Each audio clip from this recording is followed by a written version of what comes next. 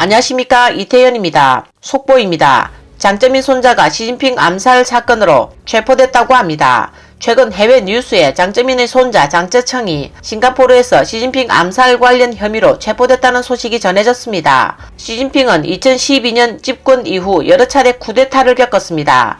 미국의 망명한 사업가 고원구이는 10월 18일 생방송에서 시진핑이 지난해 우한에 가서 전염병 피해 지역을 시찰하려 했을 때 후베이 군구와 상하이 경찰국이 시 주석에게 순리진과 왕리크가 만난 것은 암살 모의였다라고 보고해 시진핑이 대노하여 딩쉐상과 안전부 3부를 파견하여 조사하게 하였다라고 했습니다. 그는 조사를 한 3부는 왕리크, 순리진, 로번진, 진진이 암살 음모에 가담한 것을 보고했고 시진핑은 너무 놀라 몸을 떨며 얼굴이 검게 변했다라고 말했습니다. 그는 또 시진핑이 충격을 받은 이유는 반대되는 그들이 그를 암살하려 할 뿐만 아니라 한 번에 그치지 않고 감히 10여 차례나 되기 때문이다 라고 말했습니다. 고원구이는 군대 안 잠수함 부대와 동북군구 그리고 시주석 주변에 있던 중앙경비 구구까지 장쩌민파에게 장악당해 작년 7월에 급히 교체된 이유가 이 때문이었다 라고 말했습니다. 이 조사의 파장은 피투성이었습니다. 고원구이에 따르면 2만 명이 조사 대상이었으며 맹건주, 진진, 왕리커 한 사람 한 사람마다 모두 친가족 그리고 운전기사, 가정부 가족들까지 모두 고소했다고 합니다. 그리고 계좌 100만 개를 가압류하고 국내 자산 2조 위안, 해외 자산 5조 달러에 이른다고 합니다.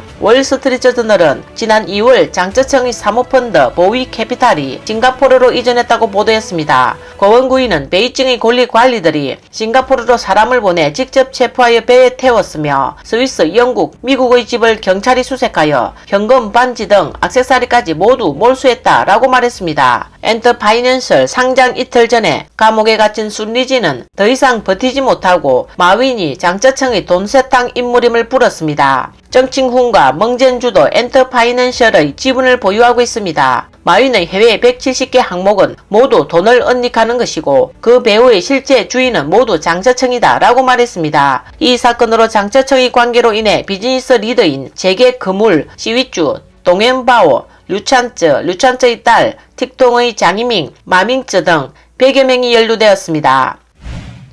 다음 뉴스입니다. 10월 18일 워싱턴 싱크탱크 허드슨 연구소에서 중공이 종교와의 전쟁 선포라는 세미나가 열렸습니다. 많은 전문가들은 중국의 기독교, 티베트 불교도, 위구르 무슬림, 파룬궁 수련인들의 상황이 악화되고 있다고 지적했습니다. 허드슨 연구소의 선임 연구원이자 종교자유센터 소장 니나 시아에 따르면 중공은 기독교인들에게 시진핑 어록으로 설교하고 전도하도록 요구했다라고 전했습니다. 국제기독교 관심보고서에 따르면 2020년 7월부터 2021년 6월까지 중국의 종교 박해 사건은 100건 이상이 발생했으며 이는 지난해보다 2배 이상 증가한 수치입니다. 중국의 인권 변호사들은 중공의 파룬궁 박해가 줄어들지 않고 오히려 증가하고 있으며 보편화와 고령화의 빈도 증가 추세가 있다고 밝혔습니다. 10월 15일 베이징 둥청구 지방법원은 쉬나를 비롯한 11명의 파룬궁 수련자들에 대한 재판을 열었고 쉬나의 변호사인 시에이엔이는 당국에 의해 자택에 억류됐습니다. 쉬나는 작년에 전염병에 대한 진실을 언론에 공개한 후 체포됐습니다. 시에이엔이는 이 사건이 리원량 사건의 확대 버전이라고 말했습니다. 시에이엔이는 장쩌민, 저우융캉, 후정화, 순리진과 같은 박해자들과 그들의 수하는 이미 물러났지만 박해는 더 심화되고 있다고 지적했습니다. 그녀는 최근 많은 파룬궁 사건 재판이 빠르게 진행되고 판결된다. 더 많은 파룬궁 사건을 만들려는 세력이 있다. 이 세력은 정부가 파룬궁에 빚을 지게 하고 이 체제와 나라를 얽매이게 만들려는 세력이 있다 라고 말했습니다. 시에이엔이는 파룬궁 인권 박해가 2차 세계대전 이후 가장 큰 인도주의적 재앙이며 중국의 법치주의가 전반적인 악화의 원인이라고 강조했습니다. 영국 데일리메일에 따르면 최근 세계적으로 인기를 끌고 있는 한국 넷플릭스 오리지널 드라마 오징어 게임에서 필요에 따라 사람을 죽여 장기를 파는 음모가 실제로 중국에서 벌어지고 있다라고 보도했습니다. 인권단체들은 중공이 매년 10만 명의 반체제 인사와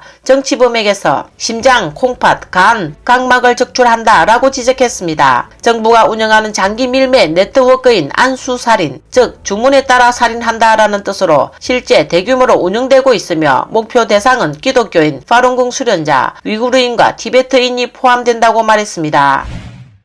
다음 뉴스입니다. 9월 26일 총선에서 독일 3인당이 승리한 뒤 녹색당과 자민당이 새 연립정부를 출범하기로 자정에 합의했습니다. 외부에서 신호등 연맹으로 알려진 새 정부의 대만 정책이 대중의 관심을 불러일으켰습니다.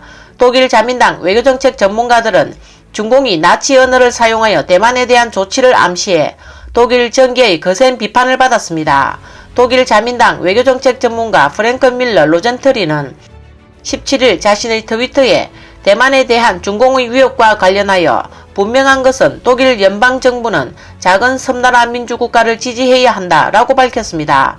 로젠트리는 독일 언론 DW에서 중국 관영 언론 황구15를 비판했습니다. 지난 12일 영문 트위터 게시글에서 2차 세계대전 당시 나치의 유대인 학살 계획을 표현한 용어 최종 해결책을 사용해 중공의 대만에 대한 조치를 암시해 독일 정치권의 강한 비판을 불러일으켰습니다. 로젠트리는 중공 정치 선전 매체들이 역사적 부담을 가진 단어를 사용할 때 우리의 역사적 배경을 고려하여 모든 경종을 울려야 한다라고 말했습니다. 많은 전문가들은 또한 중공의 대만 영공 침해를 규탄하는 서방의 목소리가 커지고 있다라고 지적했습니다. 10월 초에는 미국, 영국, 일본, 캐나다, 네덜란드, 뉴질랜드 등 6개국 군함 17척도 대만과 인접한 오키나와 해역에서 대규모 군사훈련을 실시해 중공에게 경고 메시지를 보냈습니다.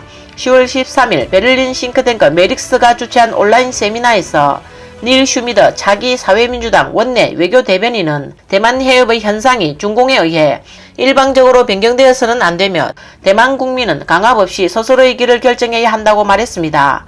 슈미더는 독일이 대만의 국제기구 가입을 지지하고 대만과의 교류를 유지해야 한다고 주장했습니다. 자민당 의원 요하네스 보겔은 미국, 유럽, 일본, 뉴질랜드 등 민주국가들이 중공의 대만 무력 침략 방지 방법을 논의하기 위해 중공 국가정책에 관한 포럼을 설립해야 한다고 제안했습니다. 오늘 뉴스는 여기까지입니다. 시청해주셔서 감사합니다.